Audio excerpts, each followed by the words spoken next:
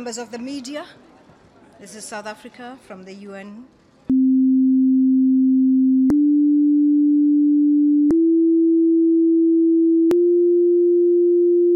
At the UN General Assembly for supporting South Africa's candidacy for the non-permanent seat of the Security Council for the period 2019-2020.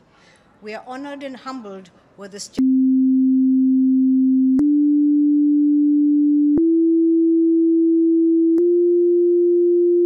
Council, having previously served between 2007 and 2008, and again between 2011 and 2012. Our tenure at the Security Council will be dedicated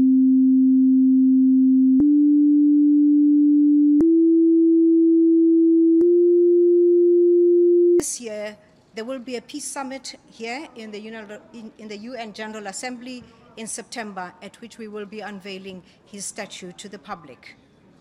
South Africa will use this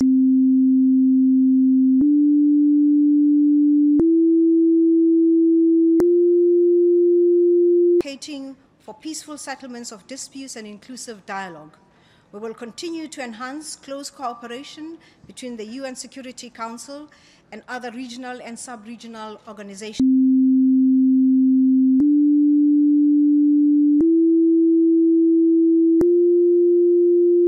Union, which culminated in the adoption of the landmark Resolution 2012 on strengthening cooperation between these two bodies. South Africa's diplomatic efforts over the past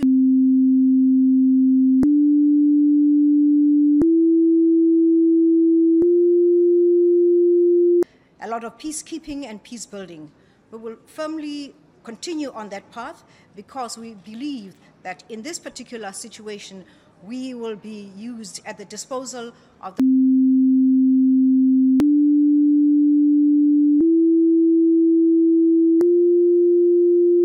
in ensuring that we address the root causes of these problems and ensure that as we go into this era, we have identified what the root causes are. We believe that peace cannot be achieved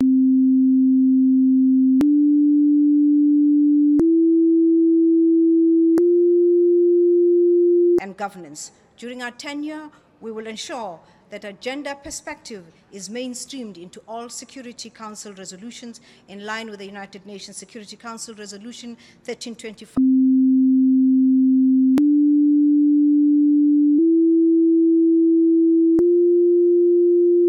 To collaborating with members of the Security Council in promoting and maintaining international peace and security and social well-being and the advancement of all peoples of the world.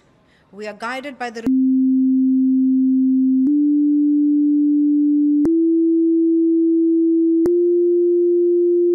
culture of peace can we have sustainable development, and we in Africa need that most.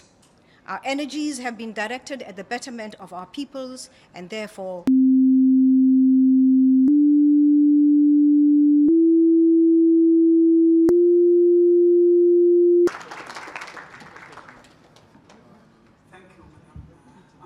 Minister, my name is Abdul Hamid Sayam from the Arabic Daily Al-Quds Al-Arabi. My first question, don't you think that South Africa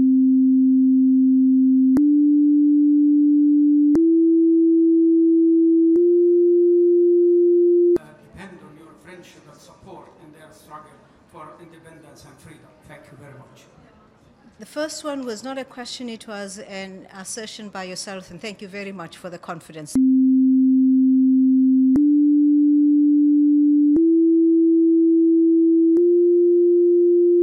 Problems that the Palestinians are confronted with, and we will continue to do so.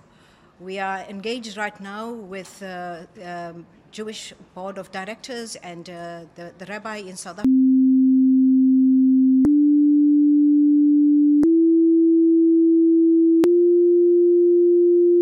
I would like to think that in our time, we will be able to find peace between Palestine and Israel. But the Palestinian people can rely on us, very definitely. Thank you.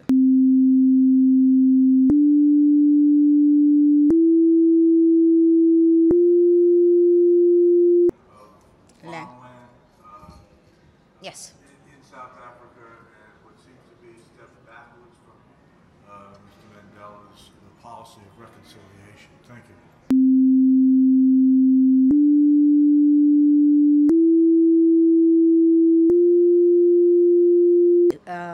Instrument that was adopted by Parliament.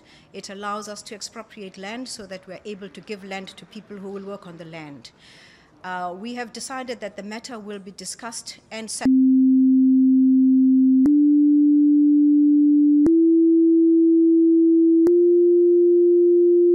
is not correct, because this constitution that guides us to allow us to expropriate land was in Mandela's hands, and his signature is on the constitution.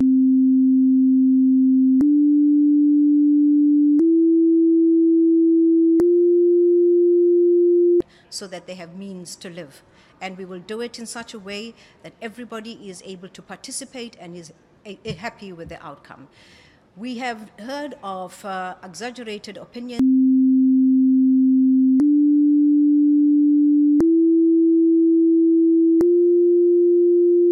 on the Security Council's agenda, which rarely gets discussed publicly in front of the council. There's a group of friends that doesn't include any African members. I wonder, now that you're coming on the council, what do you think of the current situation between the Polisario and Morocco, and what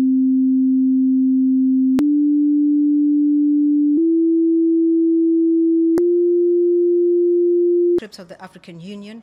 Western Sahara and ourselves, especially Polisario, have been very good friends right through the struggle. We owe it to both peoples to make sure that we can have a peaceful settlement in that particular area.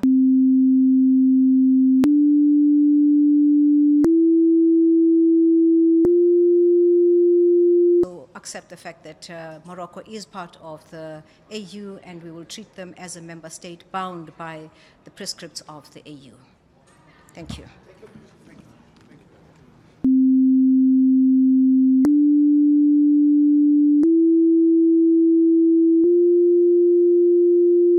From Kyoto News. As an incoming member to the council, what ideas do you have to promote the denuclearization of North Korea, as that's an effort that's going on right now, especially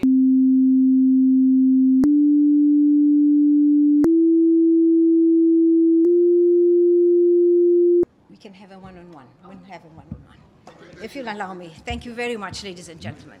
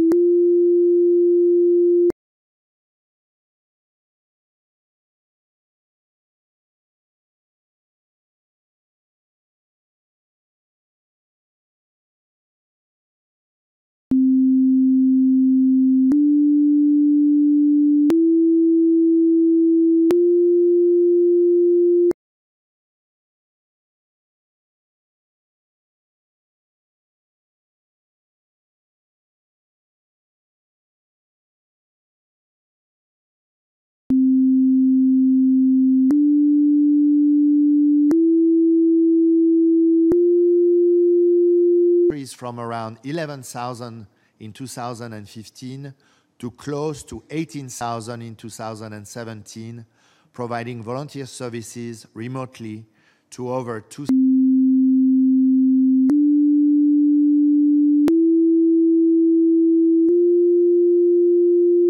are young people, and almost 4% are persons with disabilities. Moreover, UNV engaged actors from the private sector by positioning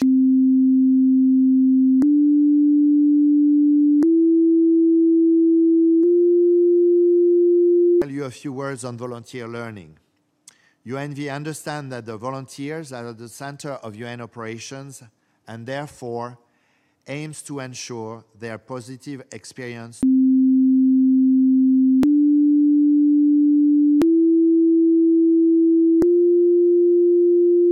volunteer learning e-campus platform reaching 25,000 registered users. UNV also provided needs-based training through 49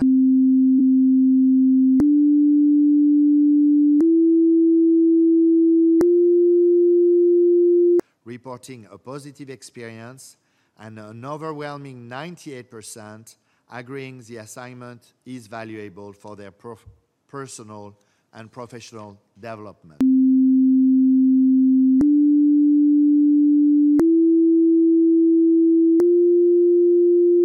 UNV made significant efforts to increase its organizational efficiency through strengthened results-based management approach across all levels of the organization during the reporting period.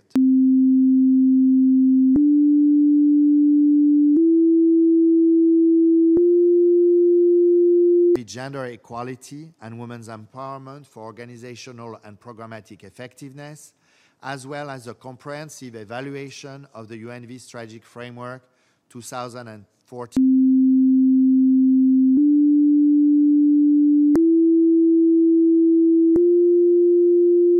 UNV was also audited by the UNDP Office of Audit and Investigation last fall, concluding that the governance arrangement and risk management controls were well functioning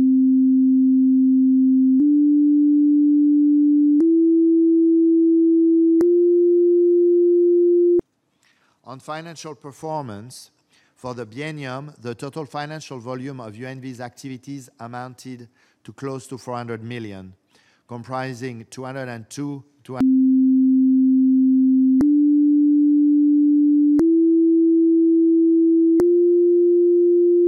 a number of factors, including a reduction in the number of UN volunteers overall and an increase in the number of nationals over international UN volunteers, which obviously represent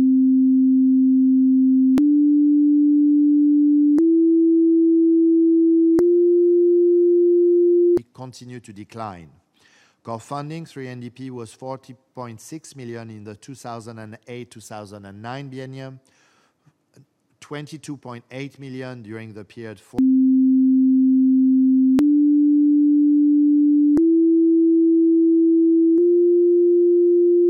this financial performance. There are therefore three key takeaways. First, UN volunteer mobilization management needs to remain a core function of UNV. Second,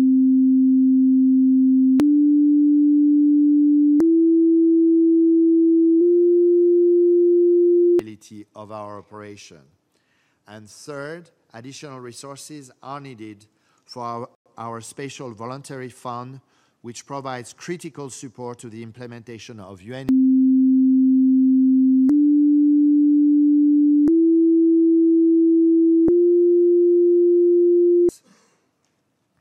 to enhance predictability and transparency.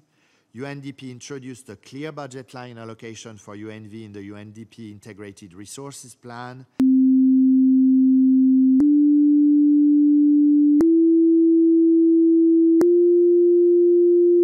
In its decision 2017/31, and I also want to thank the Associate Administrator for taking a lead in making sure that this allocation was given to us.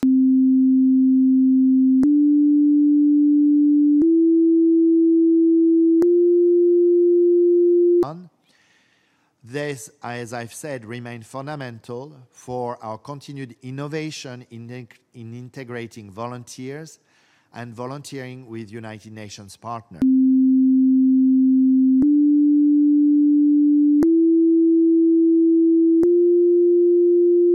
0.7 million. I would like to thank the government of Bangladesh, China, the Czech Republic, Germany, India, Ireland, Israel, Kazakhstan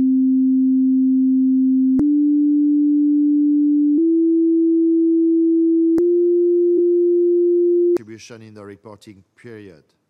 I would also like to encourage additional member states to contribute to the fund in the future. Contribution to the fully funded volunteer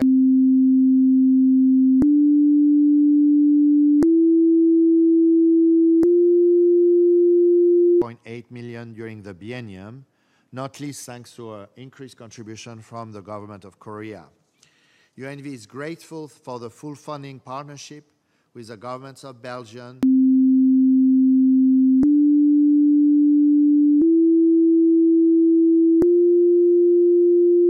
Japan, Luxembourg, Norway, the Republic of Korea, Spain, Sweden, and Switzerland. Mr. President, since 2017,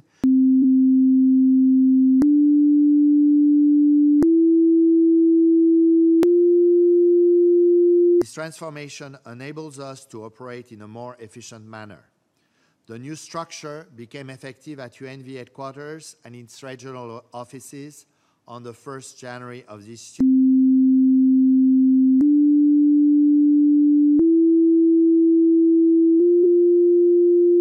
Organization-wide, there has been a 31% personnel reduction, which resulted in a 17% budget reduction at the end of last year. As part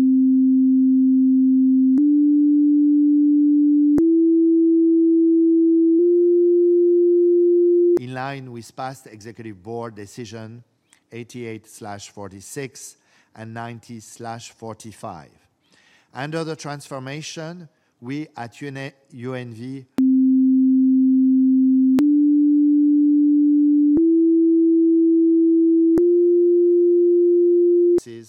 through further delegation of authority and partnership functions.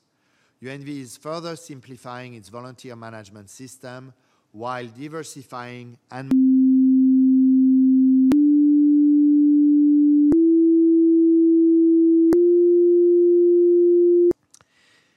Mr. President, having reflected on the development of the past years, I would like to now highlight UNV's 3 strategic priorities for the new strategic framework 2008.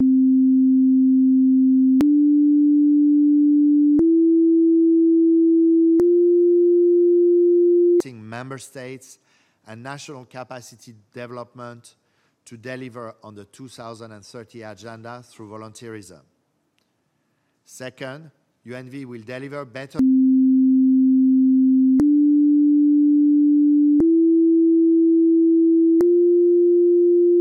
emphasis on South-South cooperation.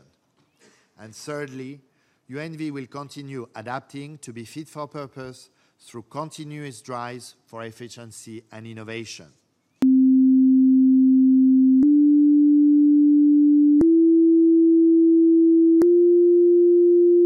System will have a significant impact on UNV's future. We are working closely with our UN partners to support the implementation of these reforms. We trust that UNV's partner focus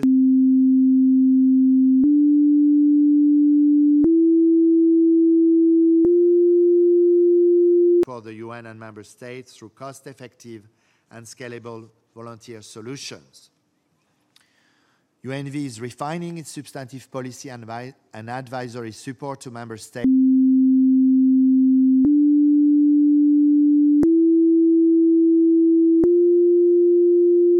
sustainably build national capacities, skills, and institutions. Further highlighting evidence of volunteerism role in enhancing community resilience and development initiatives,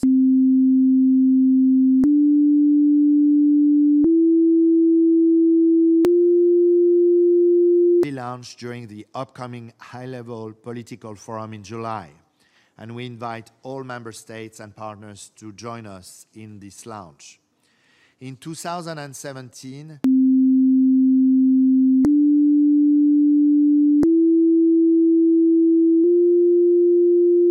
value of these regular interactions and the feedback by the board member at the January session, we welcome the board's request for UNV to report annually on the implementation of its strategic.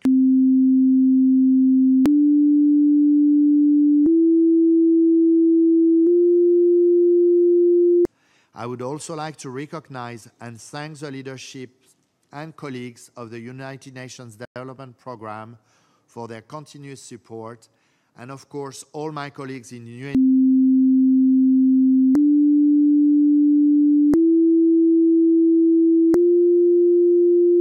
for volunteerism for peace and development worldwide. Lastly, our successes are the results of the work of our United Nations volunteers, online and on-site.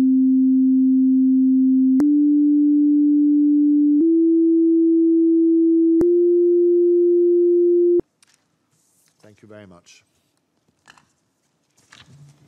I thank Mr. Olivia Adams, for UMV Executive Coordinator, for his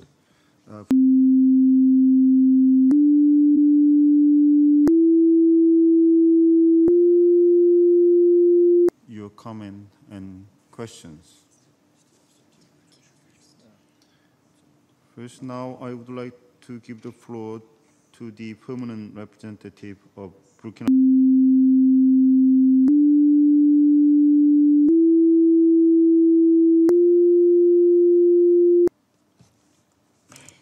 Monsieur le Président. Thank you, Mr. President. May I first of all extend to you and the other members of the Bureau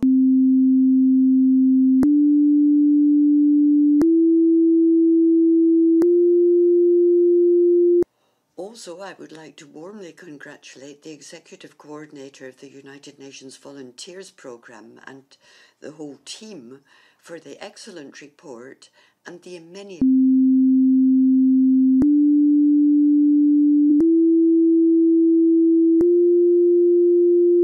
The importance of the Volunteers Programme is self-evident, given the complex challenges and ever-growing challenges facing the world. Under SDG 17,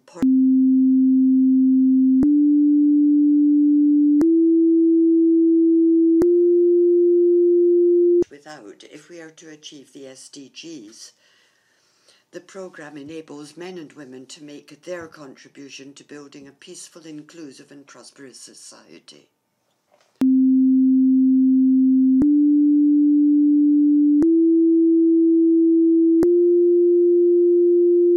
The programme also strengthens the social fabric, makes people aware and involved, and promotes a feeling of solidarity between people and nations.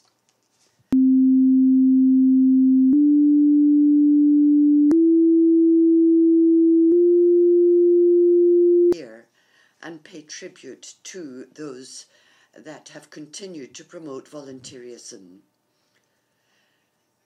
I would like to mention a few examples of what has been done.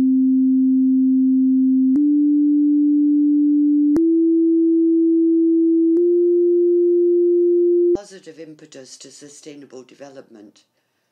We are actively involved in the Volunteers Programme, and we provide volunteers, and we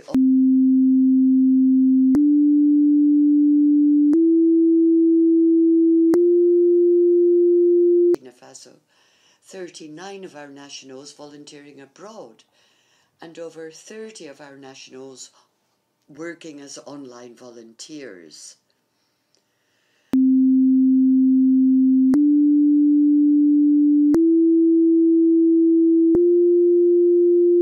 Volunteers in Burkina Faso, and we work not only in Burkina Faso but also throughout the West African and Central African regions. Our Minister of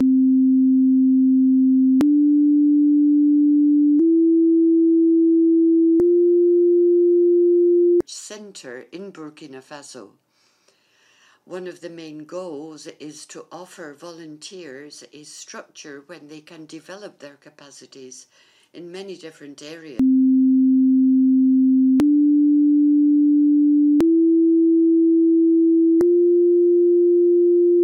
Justice system is created for adults, and it reflects the attitude of the society that children are not really human beings with rights, and that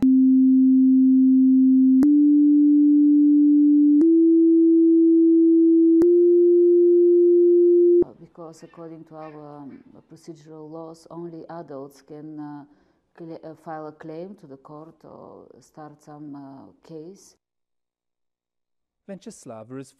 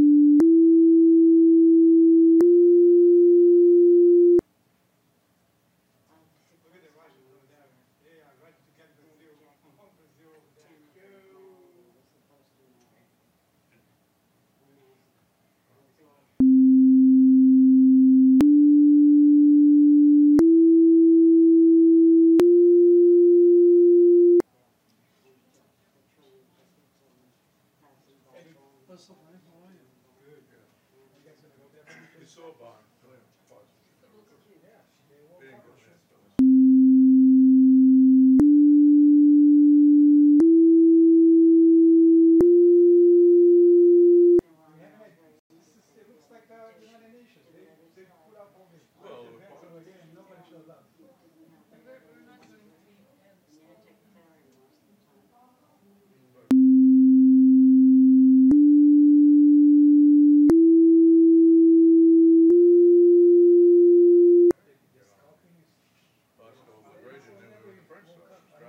I know it went back and forth. I know it went, that went back and forth.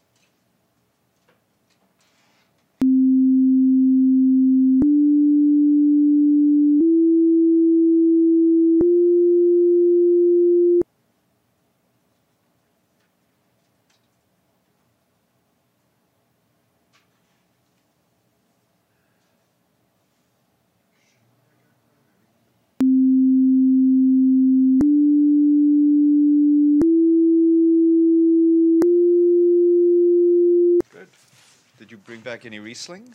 Actually, I did. But not to here. Okay. This is a non-alcoholic. Okay, indeed. All right.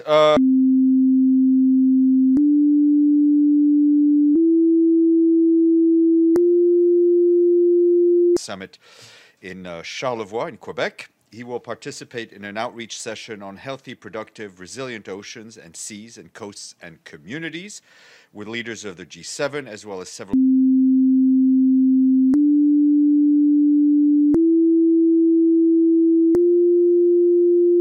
Canada, as well as some other of the high-level participants at the summit, and we'll be efforting to give you as many readouts as we can, and he'll be flying back to New York later that evening.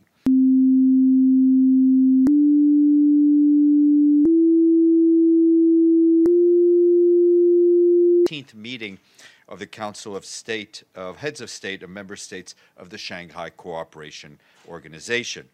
And that meeting will take place between the 9th and 10th of June.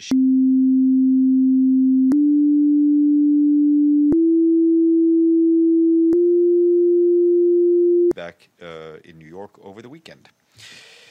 Humanitarian agencies in Yemen say they are deeply worried by the likely impact of possible military assault on Hodeidah. The UN and its partners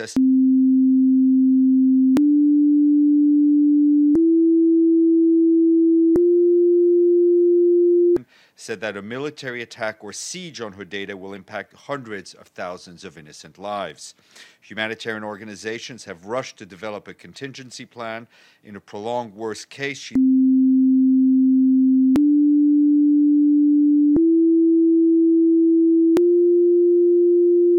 Is helping to ensure the 22 million Yemenis who need some form of humanitarian aid and protection receive the assistance they need.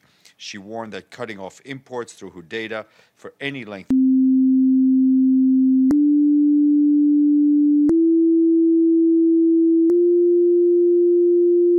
Our humanitarian colleagues inform us that yesterday multiple airstrikes on Zardana village in Syria northern rural Idlib governorate reportedly killed 45 civilians and injured dozens.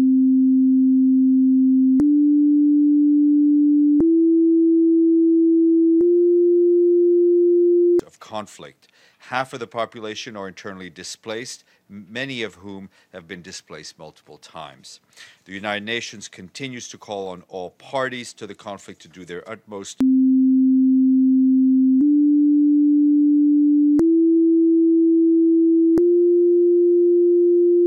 concerning principles of distinction and proportionality. And from South Sudan, we are told that approximately 50,000 people have been displaced from South Sudan's Lear,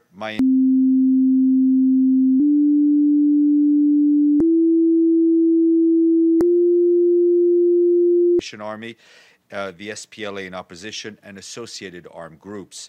According to reports from aid organizations, women, men, and children in Lear and Mayandit counties are enduring extreme levels of violence.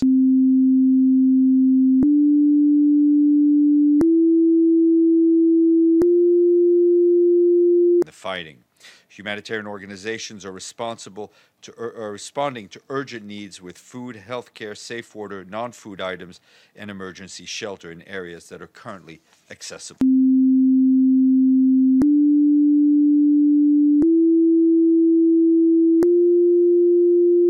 Putting many of them at risk of malnutrition and other diseases. According to the agency, half of the children under 5, that's more than one and a quarter million people, are expected to be acutely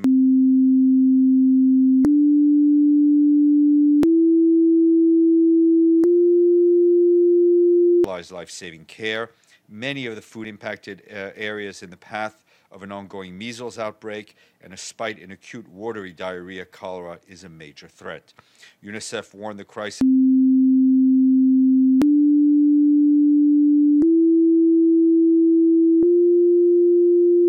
Central African Republic reports that yesterday dispatched patrols to the Mombe internally displaced people site in Kagabandoro in the Nana Gurbezi prefecture and secured the area.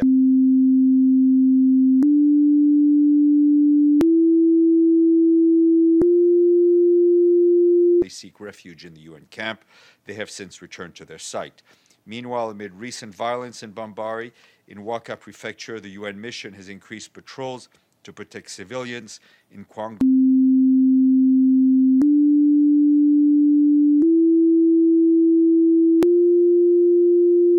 Population displacement. And Today, the Secretary General's envoy on youth welcomed the adoption of a Security Council resolution that calls for increasing the role of youth in negotiating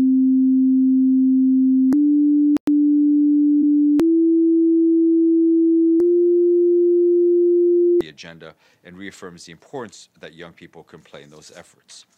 And today is World Oceans Day. This year, the themes focus on preventing plastic pollution and encouraging solutions for health.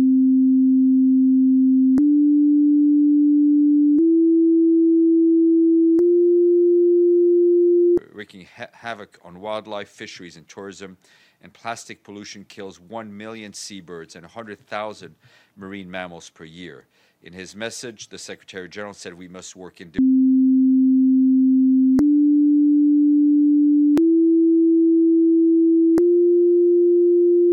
adding that the UN aims to lead by example, that more than 30 agencies have now begun to work to end the use of single-use plastic. The Secretary General will be taking his message to the G7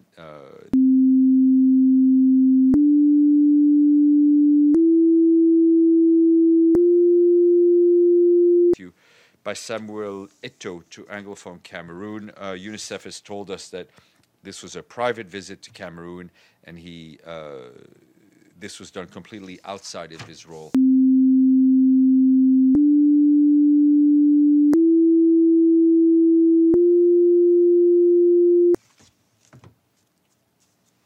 Thank you. Has there been any movement of staff out of Yemen, or are there plans to move any staff out of Yemen?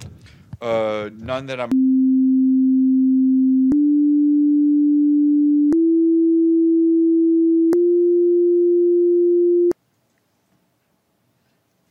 Ben, and then. On the bilats that SG's having, will he be meeting President Trump? Which issue?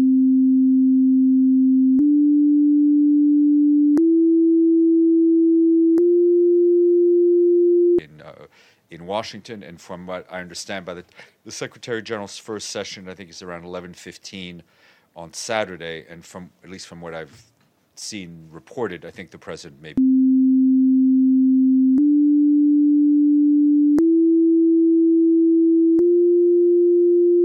About UNAMI, but before that, any comment about the election of the new 5 members of Security Council? And then I want to ask about a proposal about the mandate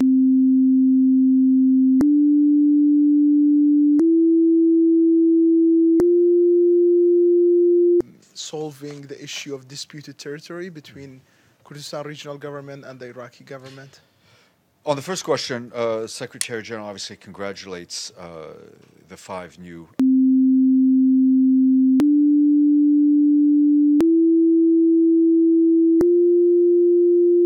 Kirkuk, which is, I think, what you were asking about. This has been part of UNAMI's mandate since 2003. Since then, if you look back, I think the mandate's been extended every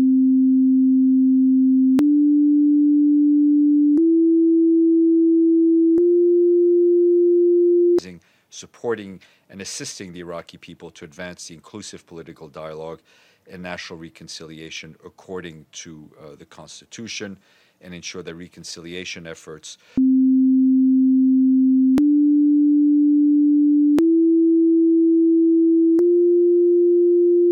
internal boundaries. The reference to the internal boundaries clearly is with the issue of Kirkuk in mind, and the mission since 2003, and as I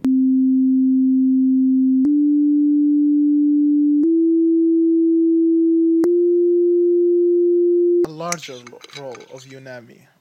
I know it's been part of the UNAMI's mandate, but the proposal is for the UN have a larger role to solve this issue. Look, the mandates are given to us by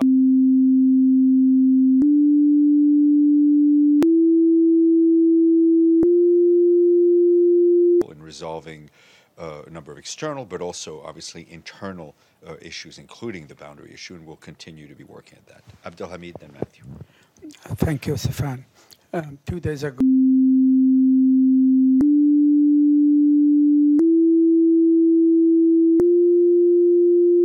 execution style at They were just 2 meters away from him in the town of Nabi Saleh. And same day, there was a young girl.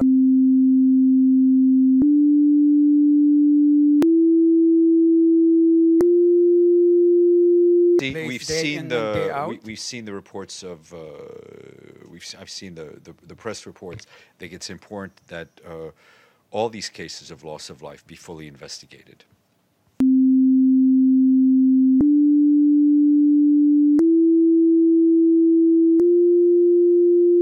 Permits of UNHCR staff won't be renewed because he says that the UN system is discouraging people from returning to Syria. And I wanted to know, he's put it out, it's an official statement of the government. What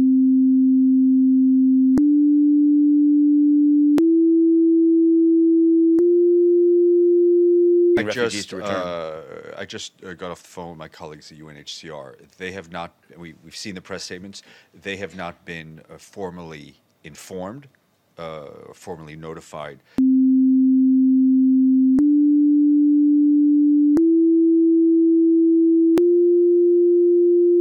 For the Secretary General, this is very important, is that any refugee has to make his or her own decision about going home. It is a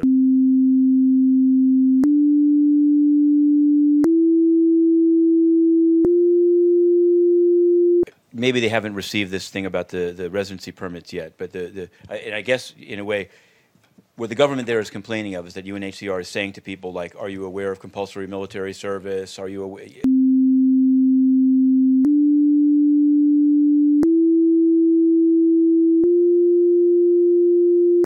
And for the Secretary General, the most important thing about returns is that they need to be voluntary. Right. Has he thought of reaching out to the Lebanese government? The UNHCR is in the lead on this issue. Yes, sir.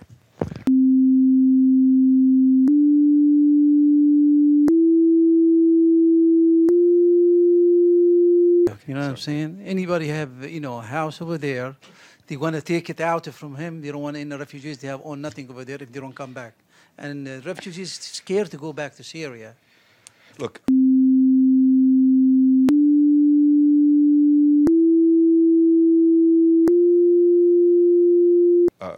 Refugees have the right to make their own decision about returning home. Nobody should be forced to return home. Any return should be done in a way that.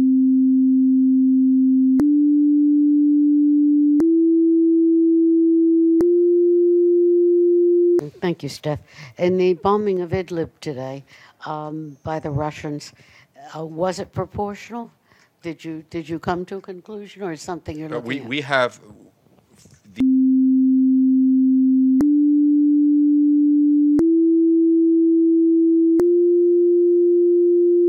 Forensic capacity to tell you who would have done the attack.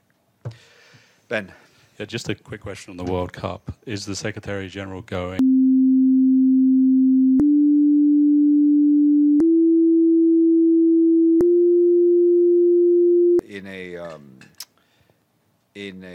I think in remarks he made about a week ago at an event sponsored by the Russian mission, he said he would be going to Russia. This is part of an official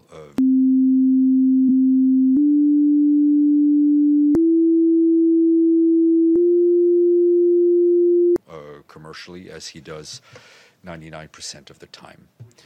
And who will he support? Which team is he supporting? He will be seeing, from what I understand, the Portugal-Morocco game.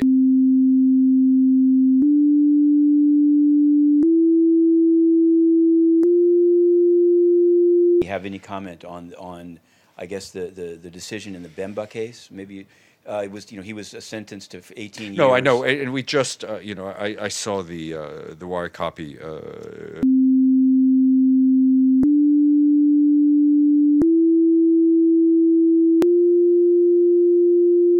On the judgment, what is clear is that for us, it is the people, the people who have suffered in the Central African Republic deserve justice and deserve accountability.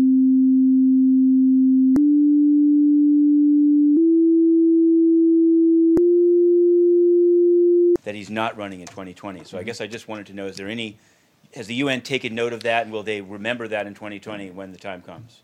Well, I hope I can remember in 2020 what happened today, but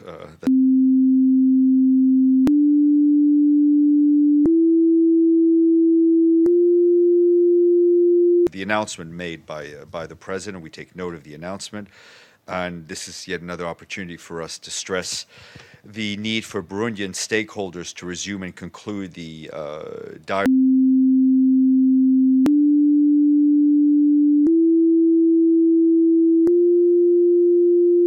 elections in 2020. In this regard, we will remain committed to continuing to support the efforts of the mediator and the facilitators of the dialogue and those of the Burundians themselves. Great. Now, just one.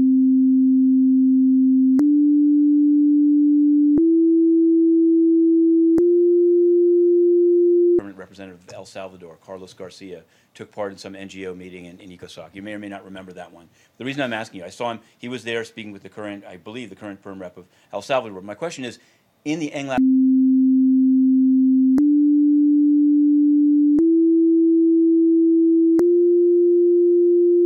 basically saying, let this $50,000 go from NGLAP saying to Francis Lorenzo. So it seemed pretty clear. Maybe the government chose not to go after him to pursue the case because he was an ambassador, but it seemed very clear that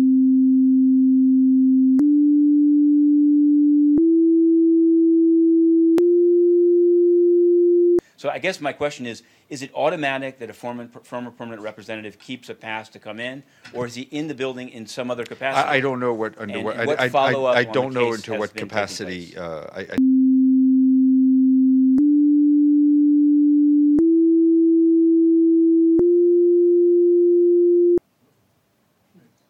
It's been a long time. Okay. Tom will take the care of it. microphone just took a vacation as well. Okay. My question is,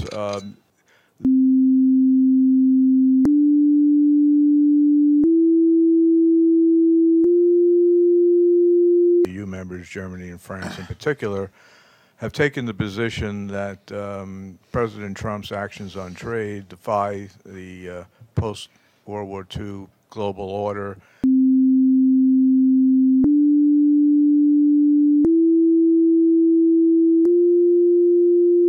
If the Secretary General has an opinion, not on the specifics of the trade dispute, but on the more general philosophical issue of whether he thinks that the notion of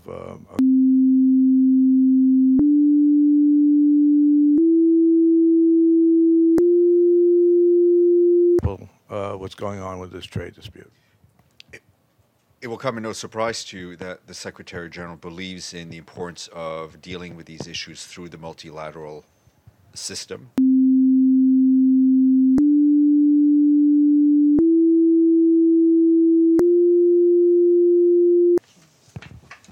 خلاص.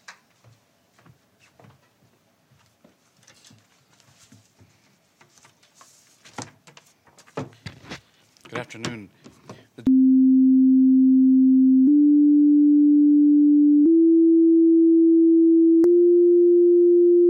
Those six were Belgium, the Dominican Republic, Germany, Indonesia, the Maldives, and South Africa. The four candidates that ran unopposed all secured the required two-thirds majority and therefore won. Those were Belgium with 183 votes. The only seat that had been contested was from the Asia-Pacific group. Indonesia won that seat, having secured 144 votes. The Maldives received 46 votes. The president also announced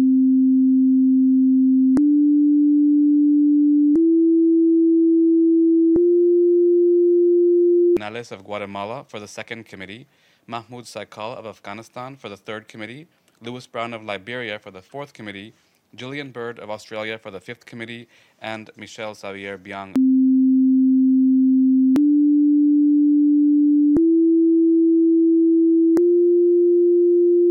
The president met this morning with the Minister for International Relations and Cooperation of South Africa. They discussed the importance of multilateralism and sustaining peace. The president will ring the closing bell at the NASDAQ market site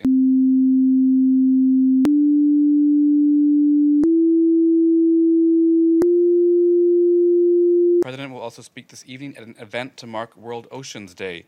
He's expected to say that the way we are living is destroying our oceans, so today is not for celebrating or even raising awareness, but for taking concrete action.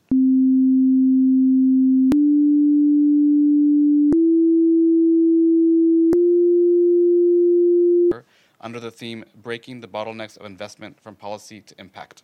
It will aim to address the factors that block private investment toward SDG sectors. It will also examine the role of the UN in strengthening public-private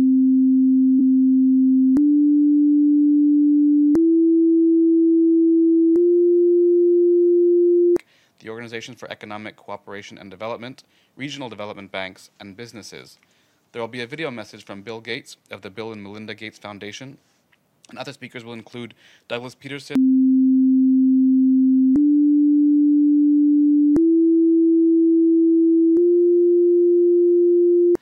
and Mustafa Suleyman, co-founder and head of Applied Artificial Intelligence at DeepMind. And that's it from me. Any questions? Yes, Oleg. Thanks, Brendan. I believe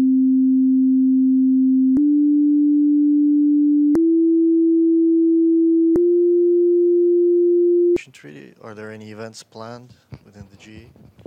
Let me find out and get back to you. Yeah, Matthew. Sure, and it seems like the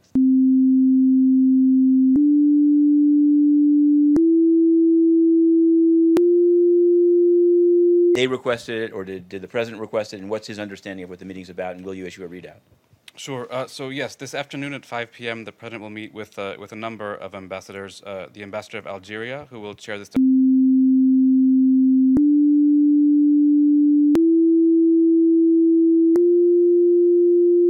on the inalienable rights of the Palestinian people. The ambassador of Sri Lanka, who chairs the Committee on Israeli Practices Against the Palestinian People. Also in attendance will be the ambassadors of the state of Palestine.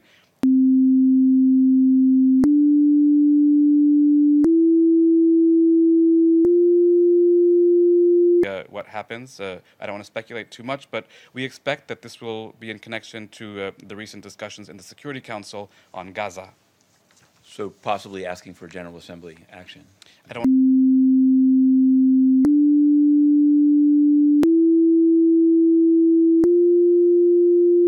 The spirit moves in. Yeah, I mean, there are no plans for the president to speak right now. I think he just wants to listen to see what they have to say first, and whether the ambassadors speak or not, that's up to them. Yeah, Joe.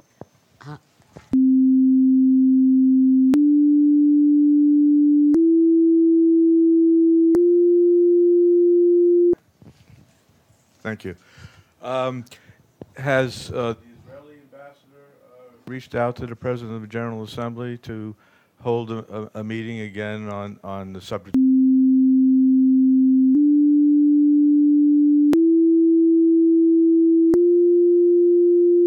Having with these various representatives you just listed, will he affirmatively reach out to get the perspective of Israel on the issue? Well, no, we have not gotten any sort of official request from the Israeli.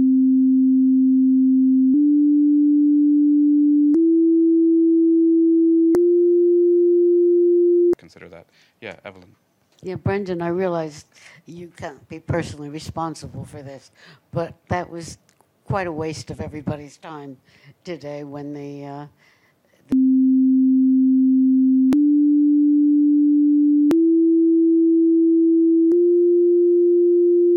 could be told at some point in their lives that, except I mean, for that's up to the member states how they want to carry themselves at the stakeout. well, so maybe somebody could hint to them that it's a pretty somebody stupid could be you. way of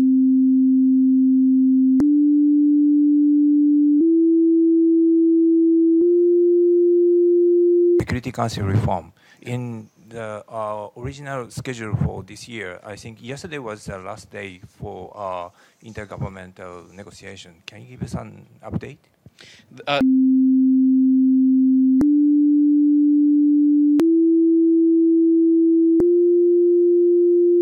Thank you. Is the president of the GA aware that the 10th special emergency session of the General Assembly is still open?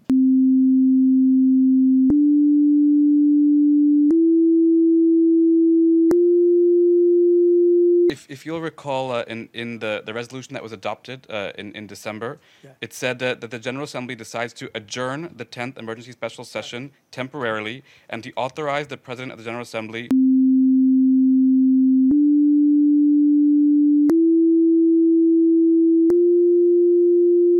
Any other questions? Great. Thank you very much.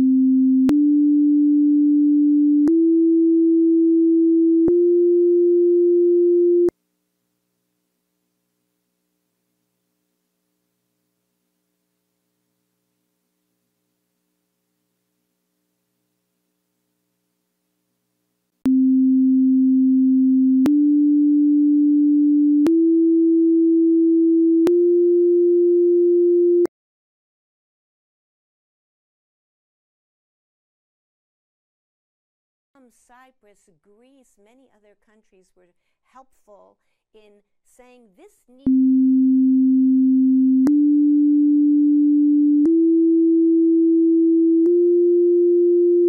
Sustainable Development Goals. There it is, promote mental health and well-being. This has tremendous implications for so many people who suffer from depressions and schizophrenia and even stresses from work. Now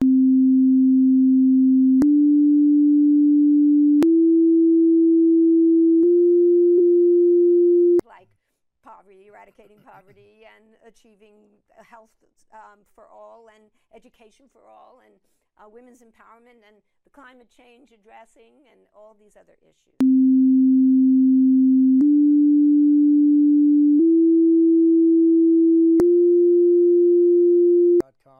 To read a lot more about what we're doing or what we're talking about today and what you've been working on that is of interest to people not only in developing countries but people all around the world. You've got some very unique ideas and some very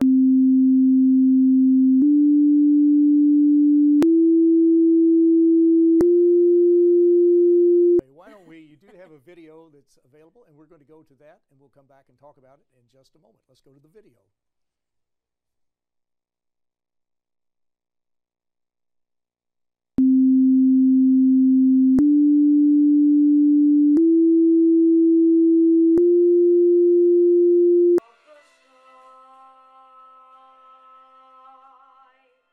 Teen Jordan Levinson goes to a school for youth with learning disabilities and wows everyone with his singing.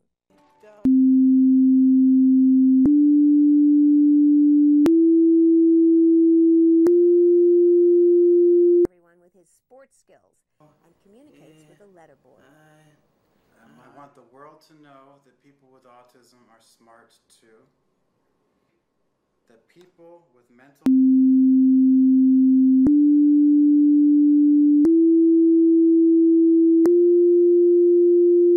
Chiara de Blasio, daughter of the New York City mayor, publicly admitted her battle with depression and alcohol and drug use. I've had depression, like clinical depression, for like my entire adolescence.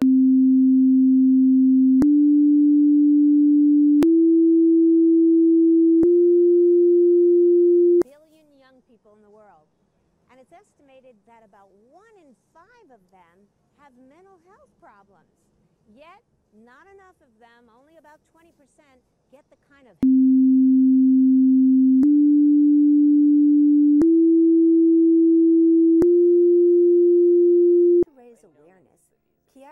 stars in this public service campaign. But it's so worth it. And now, the United Nations is also raising awareness about youth with mental health challenges. The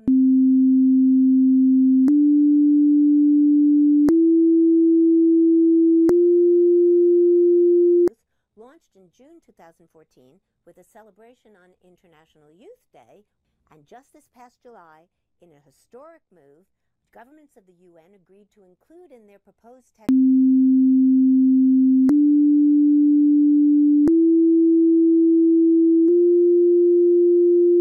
to 2030. I see the youth as the real potential leaders, the potential movement to transform the world. In the UN spirit of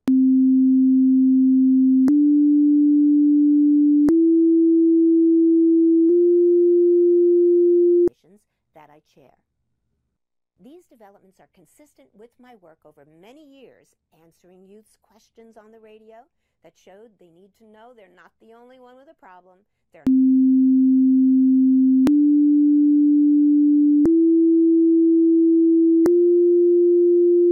the camp my UN NGO co-developed for African girls showed that teaching income-generating activities and life skills can help them avoid HIV/AIDS and get out of poverty.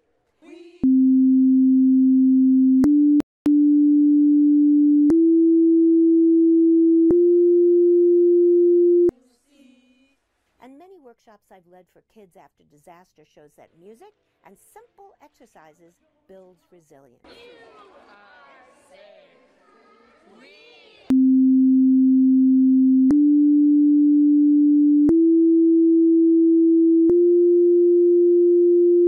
Governments that are member states of the United Nations. The world cannot be sustainable unless people's well-being is also embraced. This is a very important breakthrough.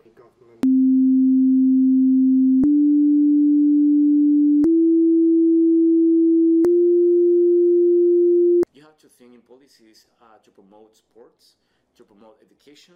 It tears me apart to see young people discarded on the streets, left to roam because they're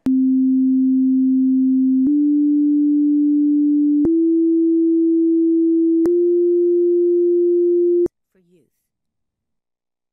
Je demande aux jeunes d'aujourd'hui de rêver et de transformer leurs rêves en réalité. This is about your total strength and mental health.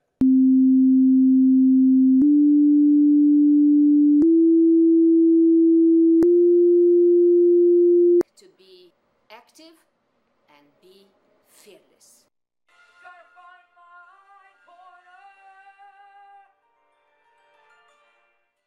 Global mental health is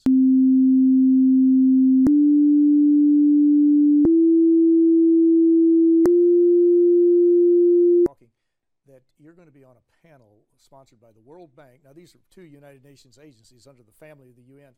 The World Bank, which deals with infrastructure development, that type of thing. And then you have the World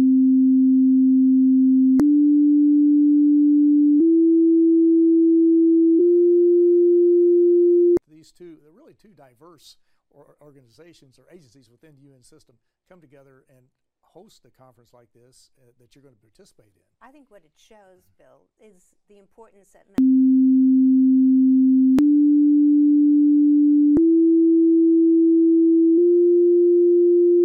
consistently you just saw so many young people who suffer from the autism spectrum disorders and from depression and alcohol and drug abuse. And so for the World Bank and WHO to be joining for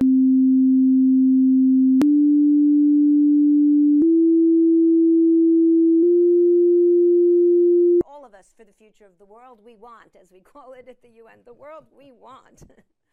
The world we all want, the world we need. Right, I mean, it's exactly right. Now, another concept that's floating around ties into well.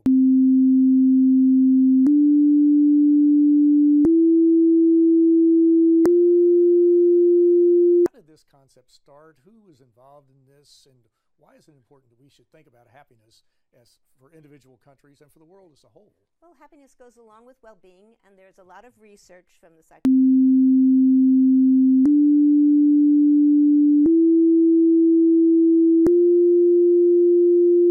within relationships, but also within countries.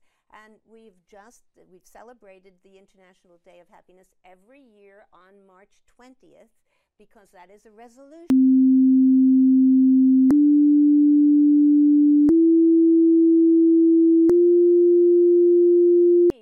that was sponsored by the Ambassador Torriello of the government of Sao Tome and Principe. You have interviewed him. Who's been a guest on our show. Yes. Right, and I'm an advisor.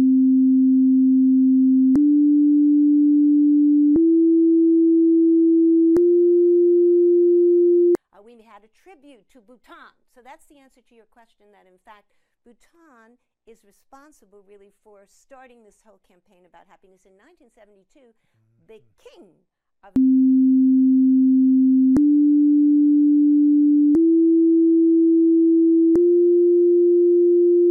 happiness index has been an alternative to just measuring the gross national product. So it's like the Beatles saying, money can't buy you love. That let's look at people's happiness as a way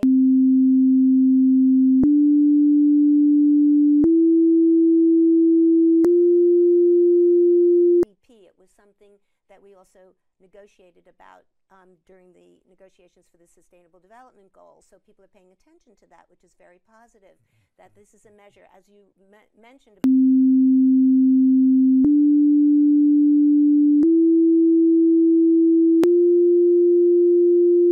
Assessments about that. It has been proven that the World Happiness Report that you can measure happiness. And we're going to. We have to. And there are other ways we can look at these criteria. But Dr. Judy Kuryansky, I want to thank you so much.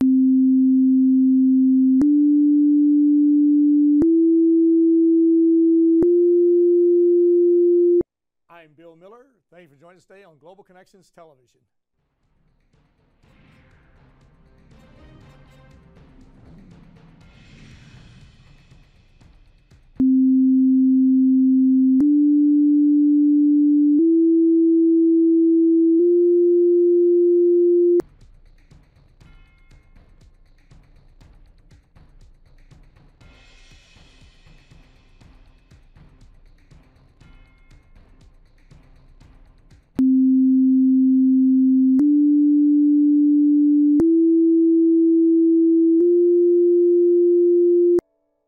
تزوج بسن مبكر من بنت 13 سنة.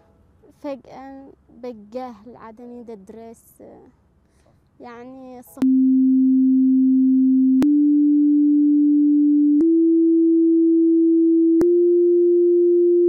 هذا اللي تزوجه تضربني وزوجني صميم. أيوة من السن هذا أذاني تزوجني هذا أكبر مني يمكن ب20 سنة اللي تزوجوني. يعني لما تزوج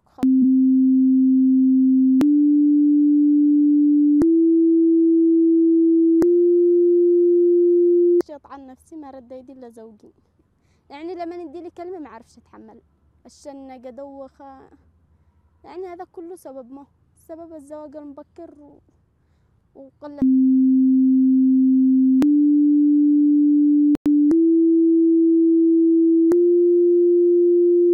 لكن أتمني أنني أدرس وأكمل دراستي بس تحطمت بعد الحاجات تحطمت بالزواج المبكر يعني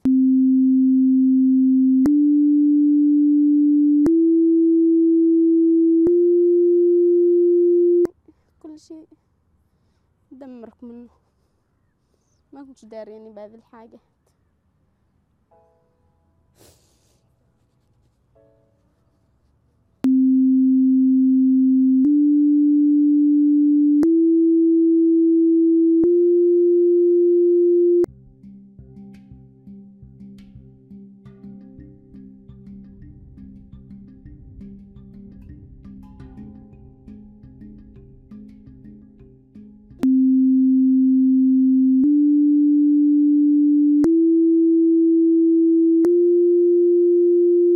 اشتغل وارق أزق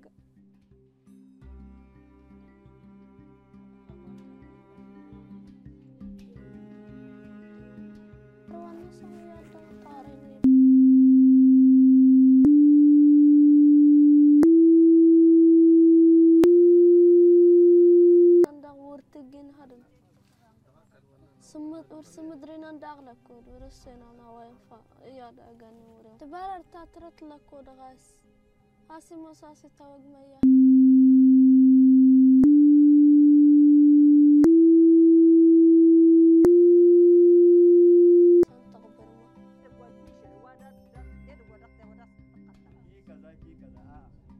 أنا استنى أنا أنت برا إن نيتن مريم ترى أنت مقارتي تزدايقت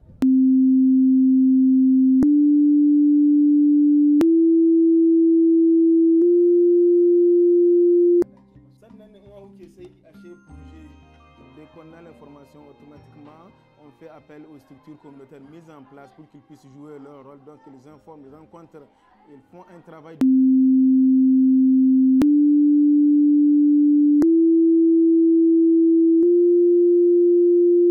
Encore à venir à l'école. Ça marche pour l'instant, en tout cas, les parents nous ont donné leur accord et les enfants continuent à venir à l'école.